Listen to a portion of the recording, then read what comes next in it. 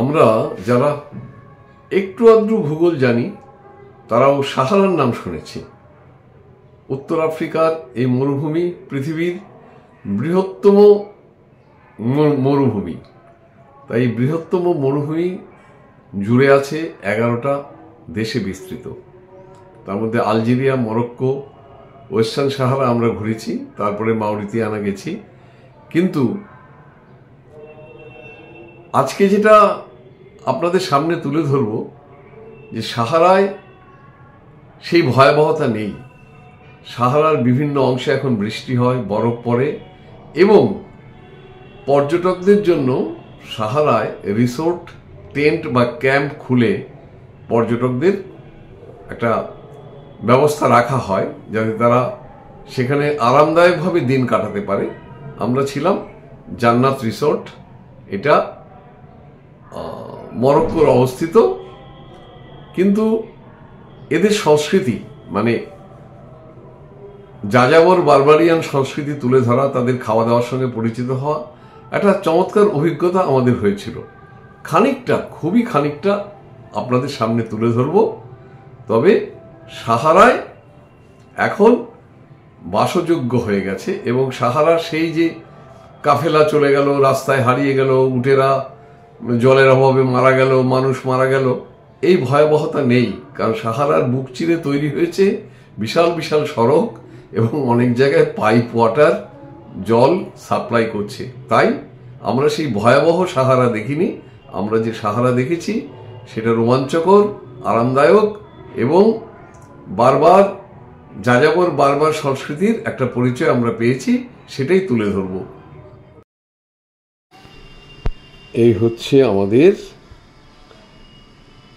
জান্নাত tent resort পশ্চিম সাহারায়। এ ধরনের অনেক রিসর্ট এখন হয়েছে। এখন নাকি প্রায় 4000 পর্যটকের থাকার ব্যবস্থা আছে বিভিন্ন রিসর্টে। এরিয়াটার নাম মরগোজা। এই যে আমাদের সঙ্গী জুরান ছবি তুলছে, ভেতরে আমাদের ডাইনিং হল। সকালবেলা ব্রেকফাস্টের ব্যবস্থা হচ্ছে।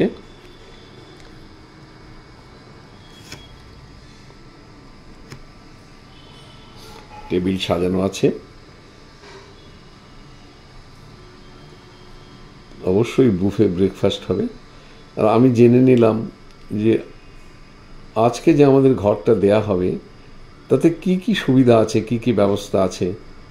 মরুভূমির বুকে ঘর, তার মধ্যে এখানে আছে টয়লেট, ওদিকে আছে স্নানের জায়গা, পাইপ ওয়াটার। মানে ভাবা যায় জলের অভাবে মরুভূমিতে হাজার হাজার অভিযাত্রী মারা গেছে আর আমরা পাইপ ওয়াটার দিয়ে সব কিছু করছি। আমি বলার পরে ও হাসছে, আমিও হাসছি। এরা হচ্ছে যাযাবর সম্প্রদায়। বারবার এই যে আমাদের শিপরা আসছেন ব্যাগ নিয়ে ঘর স্থানান্তর করার জন্য।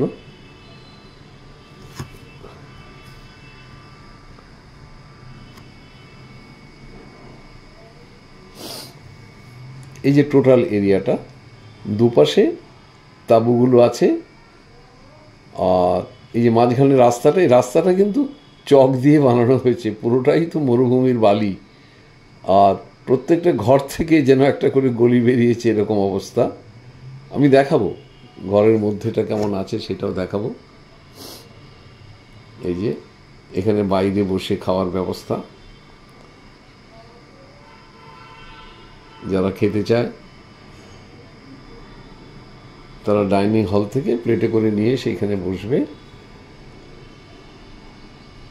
এই যে একটা ঘর আমি দেখাচ্ছি, এটা জোরানদের ঘর। ভেতরটা কি আছে একটু দেখে নিন, কিরকম বিছানা টিছানা।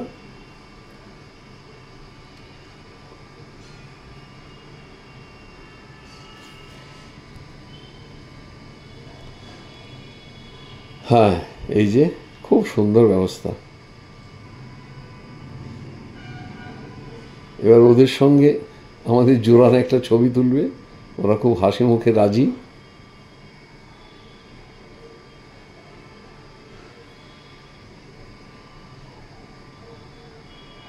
এই রাতের অবস্থাটা পুরো আলাদা। আমার ক্যামেরায় ভালো ধরা পড়বে না, কিন্তু আলো জ্বলছে, পুরো অন্ধকার।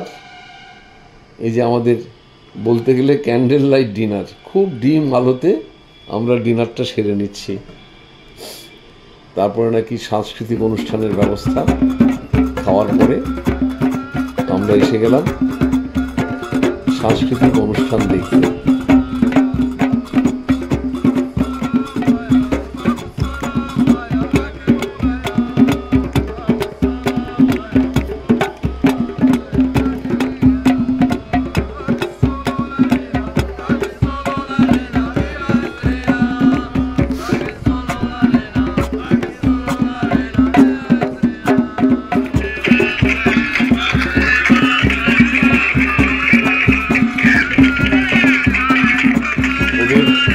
সহজ সরল ছন্দ, সহজ সরল সুর, আমরা কেমন জানি মোহগ্রস্ত হয়ে গেলাম।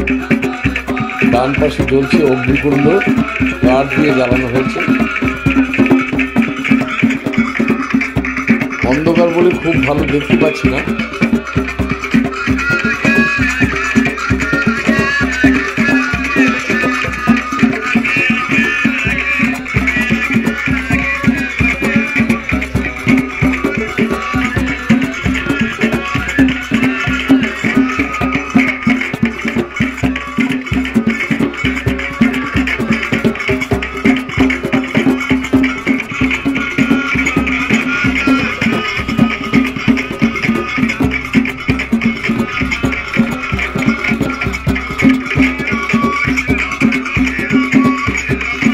আমরা মোহগ্রস্ত হয়েছি, আশা করি আপনাদেরও ভালো লাগবে।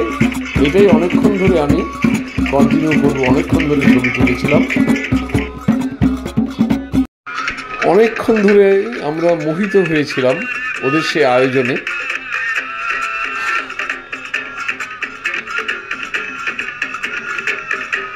এবং রাত্রে বিছানায় যাওয়ার পরেও এর অনুরণন হচ্ছিল। আশা করি আপনাদেরও ভালো লাগবে। এই আদিম সঙ্গীতের প্রতি আপনাদের আকর্ষণ হবে। মূলত ড্রাম বাজিয়ে এই গানগুলো গাওয়া হয়, তালটাই বেশি।